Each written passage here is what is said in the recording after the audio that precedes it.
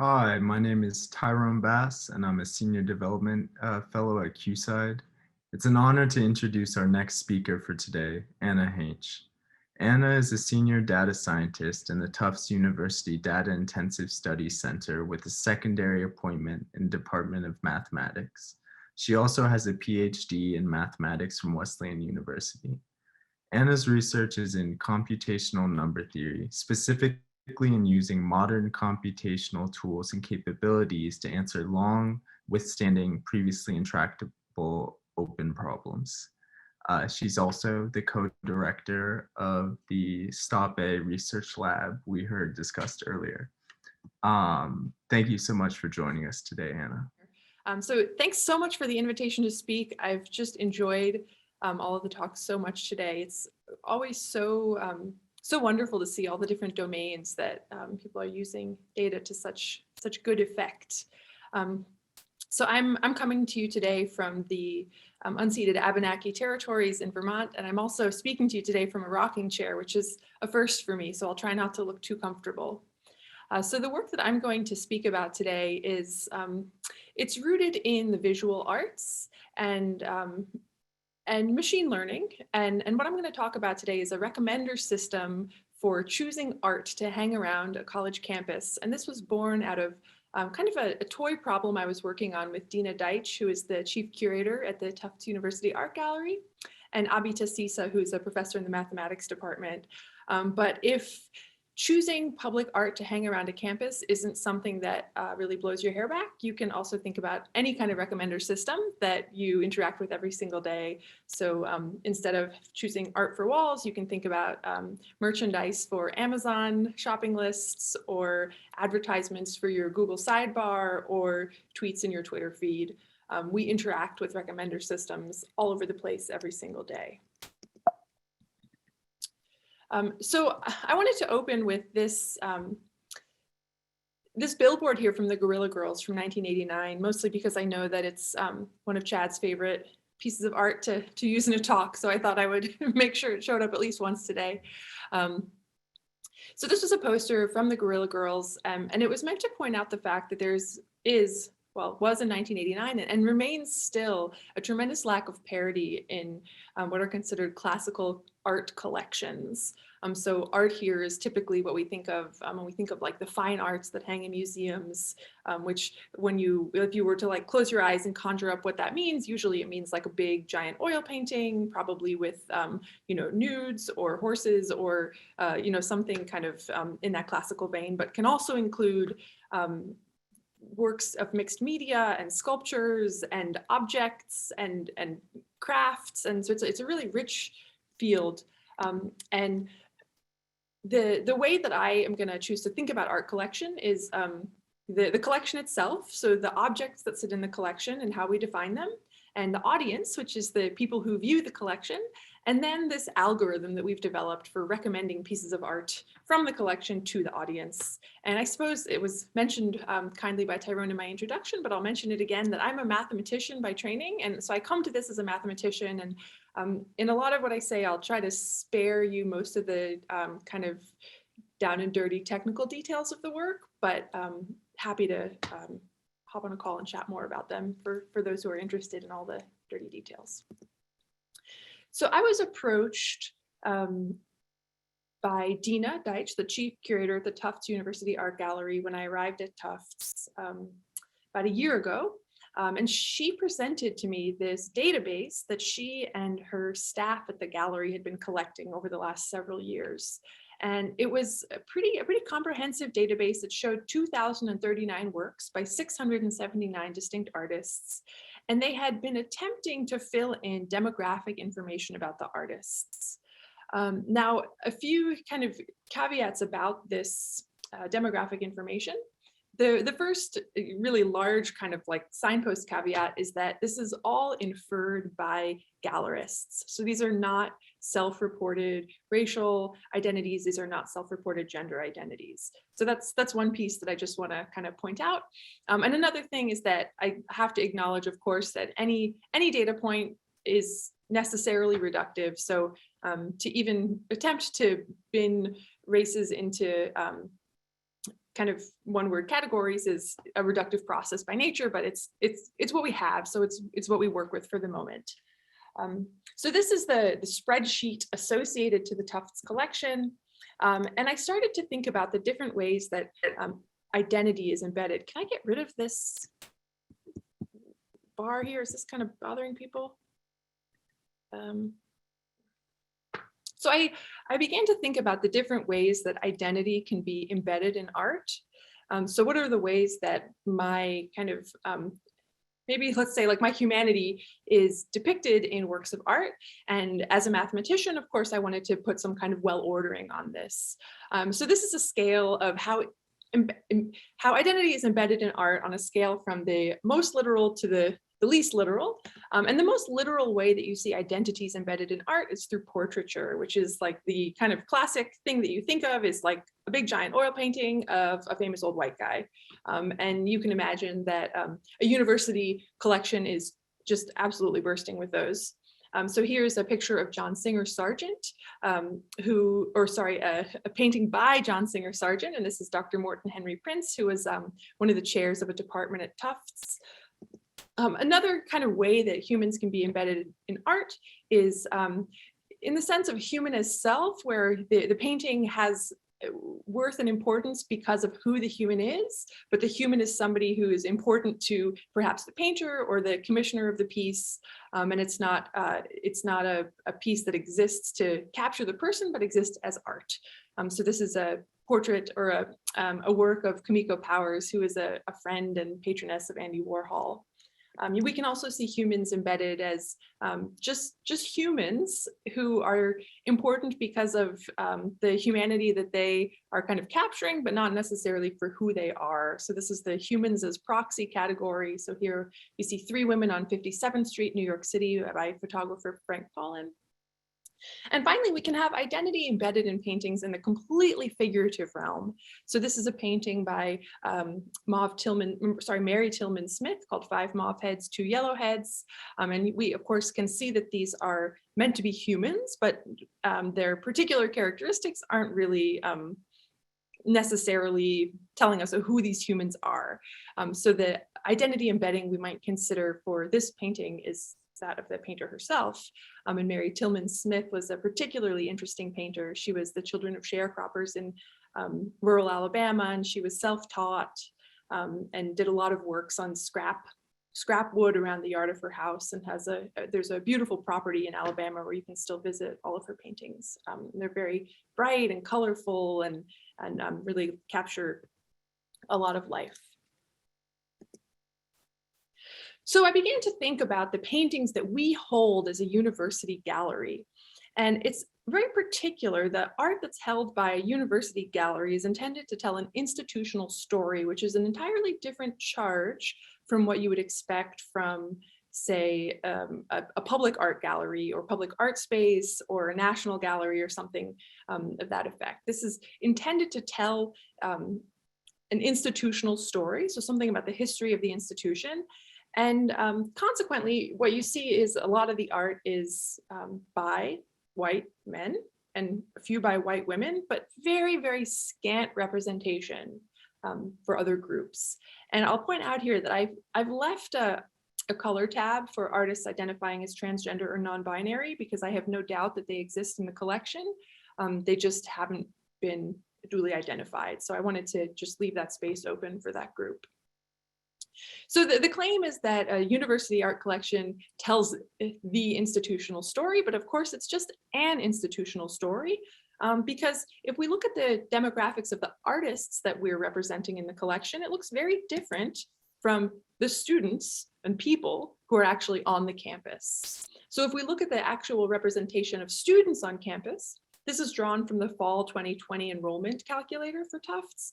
And what we see is there's still a kind of predominant whiteness in the student body, but non-white racial groups do have strong representation. And something we see here is that women actually are far more represented than men in the Tufts student body. An interesting side note here is that although the gender parity skews female for students. And this has a, we'll say, slightly more favorable kind of distribution of race than the art collection itself. If you look at the student demographics compared to faculty, compared to Board of Trustees, you'll notice that it begins to look a lot more like the art collection. So when I was looking at the art collection bee swarm plot and then looking at the student bee swarm plot, I wondered, are we really telling the proper institutional story? And is there a better way to have art? Is there a better way to show people what they want to see? So I looked back at the snapshot of the database. So I looked back at this, this data frame here that's all about the art. And I started to pay attention to a category that hadn't really caught my eye in the beginning. Well, two categories actually, and it's the last two columns of this data frame, home lock and status. So home lock is the location where the art currently is, and the status is just whether it's on view or in storage. So I started to wonder, okay, we already have a very skewed collection across gender and racial axes, but what happens if I skew this, or if I slice this collection along who's actually on view and who's in storage, and where these pieces of art actually are? And this kind of slicing of the data was something that I was kind of inspired to do based on a lot of work that Chad and his working group did with the National Galleries a few years ago. So unsurprisingly, you notice that if you look at the art that's on view versus in storage, the racial and gender disparities become even worse, because a lot of the stuff that's on view tends to be kind of portraits of old white guys. So I started to ask the question of, like, is there a more equitable way at the building to building level to actually put art on campus? So we had we hosted a datathon here at Tufts in February, where we had a bunch of students spent the weekend working with this data and creating visualizations using hot glue guns and googly eyes and puffy balls and kind of anything that they could find on the craft table to sort of visualize where we have art. So to get a kind of spatial sense of the data set. And this is one of my favorite ones here, this tactile map made by Claire Pellegrini, Michaela Blanc, Erin Jane Lasparian, Maria Mancera, Junsu, and Menkyu Wang. And this just shows you that kind of there's a big spread of where art is hanging, and there's a pretty nice distribution of the kind of art that people want to see.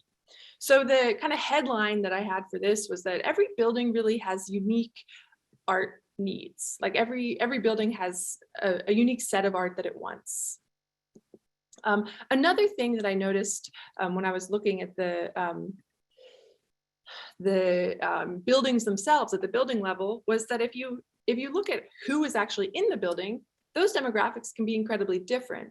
So I did just a quick web scrape of all the buildings on the campus of Tufts and what the departments and administrative offices were that they housed. And then I did a little bit of cross-cutting of the student data to see what the demographics were within various majors and departments to compile a kind of unique footprint or fingerprint or person print, I guess, for the audiences in each of the buildings. And you can see here, this is two different kind of complexes on campus. One is the dental school and one is the science and engineering complex. And you can see that there's, you know, kind of a, just it's a different audience in each of them. So I thought, okay, so the buildings have different kind of aesthetic tastes, and each building also has a different audience. So how do you satisfy these things simultaneously, that you want to kind of give everyone a diverse art diet, but something that kind of speaks to them and their aesthetic tastes? And then I thought even more that, like, well, I walk around campus every day and I know where I go. Like, I know that I start in my office and I walk to teach a class in the library, and then I walk over to Cabot Hall and teach a class over there. And I was wondering, is there some kind of way that I can guarantee that I'll walk by something each day that reflects my identity? Is there a way that I can be promised that I'll see, you know, a work of art by, you know, a woman that kind of feels resonant to me? And then I thought one step further, and I was reminded of Schelling's model of segregation, which says that that's actually not the right way to think of things, that you don't want to see art that reminds you of yourself. If you actually want to expand your worldview and increase your tolerance, you really want to see art that's really different from you. So instead of saying, we would like to make sure that all groups are exposed to art that represents their viewpoint. What we really want is that all groups are equally exposed to art that represents viewpoints different from their own. So then this became suddenly a pretty complicated optimization problem, that I have buildings on campus, I have art in a big art storage locker, and I have all these different places that have all these different constraints. So this is when I called upon my colleague Abby to talk about how to actually solve a constrained optimization problem like this. So my goal here was to hang art in a way that guarantees that I'll walk by something each day that reflects my identity, but mostly exposes me to things different from me. So this brings us to the kind of final chapter of this work, which is the algorithm itself. So the algorithm is based on what's called graph matching with some local considerations, whereas my input, I have the works of art and the buildings where I'm displaying the art. And as my output, I have some kind of an allocation of artwork, so that everyone's seeing something that reflects their own identity, but mostly things that are reflecting identities that are different from their own. So if you are a graph theorist in the audience, you can think of this as having kind of an art graph and a building graph, and you're trying to place them on top of each other in some kind of way that's like distance preserving or respecting some kind of a spatial metric. And saying that we have local considerations means that I really care quite a lot about the building node and who's in it. So just like matching graphs by shape is not enough, I have to match them by shape and node characteristic as well. So the kind of like hand wavy version of how this works is that each artist's work has a capacity. So say we have 3 Mary Tillman Smith works in the collection. So we can hang those 3 different places. Each building has a capacity. I might only have 27 picture hooks in the Tisch library. And there's a cost to hanging art in each building. And the cost that we're computing is who's walking through that building every day, and what's the kind of Schelling segregation style number of works by each artist that they should be seeing. And the goal was to find an allocation that satisfies all 3 of these constraints and minimizes the cost at the same time. So one allocation that we came up from with our algorithm just gives a probabilistic determination of the demographics of artists whose work should be hung in different halls. So you can see in this heat map, a darker purple suggests that it's a more popular piece of work. And the reason that the white man bar is so incredibly dark across every single building is simply because if we want to fill every single picture hook on campus, we use up all the art by non-white men pretty quickly, and we have to kind of dip into that reserve, so that's like an unavoidable band of purple. But we also wanted to take care to really measure the fairness of our assignment. So we wanted to come up with a metric that we could really see, like who's winning, who's losing, and who's getting what out of this. So we've developed this fairness metric, which I call U. And U is just the number of self-representative artworks a person in a disadvantaged group expects to see each day. So we'll call our disadvantaged group, say the non-male group. And then we subtract the number of self-representative works a person in the advantaged group expects to see each day. And this number of self-representative artworks is computed using the probabilistic assignment and just some kind of expected value calculation. But the upshot here is that if U is close to 0, what that means is that we're treating both groups equally. So on the one hand, we'd like to have U be very close to 0, so we have equality. But on the other hand, maybe we actually want this number to be a little bit positive, because the disadvantaged group actually should get to see a little bit more art that represents them, because of course, historically, they have seen less. So if we look at our kind of first steps towards validation here, I know I'm running up against time, so I'll cut to the punchline. These first steps towards validation, we see a blue line for the kind of gender group and an orange line for the race group. So what we're seeing here is my U metric is 0, right at the dashed gray line. And what we would like to see is that both the orange and the blue line are trending upward. So, or that they're both high. So what we would like to see is that both the gender disadvantaged group and the race disadvantaged group are seeing a positive amount of work relative to the advantaged group. And if you look at this grid here, I can kind of break it down that along the major horizontal axis, We're measuring the kind of strength of preference for the status quo, which is a parameter baked into the model. Along the vertical axis, we're measuring the strength of preference for underrepresented artists. And along the minor vertical axis, horizontal axis, we're measuring adherence to art in hand. So that's how those three constraints of the art capacity, building capacity, and cost are getting baked into the model. And it's kind of interesting because you see like this yellow model at the outset, it looks really good. Like on the far left side, it looks like, wow, that blue line and that orange line are both really far above zero. That looks great. But I'm having poor adherence to art in hand, which means that that optimized model is actually hanging art on walls that Tufts doesn't own yet.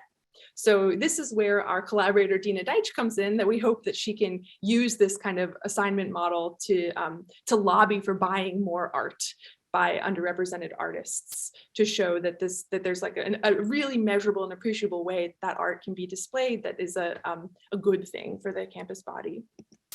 And then you can look at an assignment like this green one here, where you can see that towards the right side of this box, we have positive representation on the race axis, and of course the gender line is still slightly below zero. And the reason for that has to do with kind of a funny thing, which is that women are underrepresented in art, but overrepresented at Tufts. So I'll take it. And just finally, to give you just a proof of concept, we did an optimization run on the dental school, and the dental school before optimization is filled with paintings by white guys. And after our optimization, we have a nice mixed diet here of art by white, Black, white, Inuit, and Asian artists. So we felt like this was a success, and it was quite wonderful because we brought it to Dina to let her know that this was the preferred assignment for the dental school, and she just like nearly had a heart attack thinking about putting that Annie Quinniropic sculpture actually in an academic building, and she kind of threw her hands to her face and said, like, people wear backpacks, right? They'll just knock it over. We can't, it's impossible. And then that was when I realized that I'm a mathematician and not an art curator. So I thank you so much for your time. Amazing, amazing, Anna. So I think you should have video powers now. If you would like to, there we go. I don't know what was happening there because you had video for a while and then you didn't anymore. Yeah, well, so we had I got a DM question in the chat. Someone says, so given I think this was in reaction to that one graph where you had the really solid purple, right, deep purple line running right across the middle, and you said, well, so like you just run out of male artists, you run out of women and artists of color and other minoritized artists really quickly, right? And so you're either going to have empty hooks, or you're going to have an even worse overrepresentation. So has there been any discussion about that problem internally, about bringing some intentionality to like future curatorial praxis at Tufts in that way? Yeah, that's a really wonderful question. And that was really the hope. So this is a tool that can only perform as well as the data you put into it. So the optimal assignments will always be for objects we don't possess. And this is the kind of thing that, I would love to share this tool with other campus curators and art museums and anyone who has a collection of things that they're trying to, hang on hooks or, put on bookshelves or whatever. Because the university is constrained in what they can spend on art, So there's a metric that I kind of swept under the rug here that particularly bakes in how much you're disrupting the status quo. So how many new pieces you have to add into the collection to achieve this optimal hanging. So I was thinking for a curator, right? Of course, I'm of the school of like, upend the apple cart, throw the whole thing out, like burn it down, let's start over. But if you're not of that, if you're not of that ilk and you want to kind of work within the system, then I think it's a powerful thing to say, look, here's one effective way that I can make incremental change by buying these 2 paintings, and then look at how much everything else moves. Like, look how much everything else falls into place just by changing 2 things. So I really like it as a tool of demonstrating the cascading effects of a really small change. It makes me think, of course, it's like much smaller stakes, but if you hear about like the organ donation cascade chains, where you have this whole system that's like poised to act, and all you need is like 1 person to donate an organ, and then like, 25 fall into place. So a system like this where incremental change can actually have like outsized quick effects.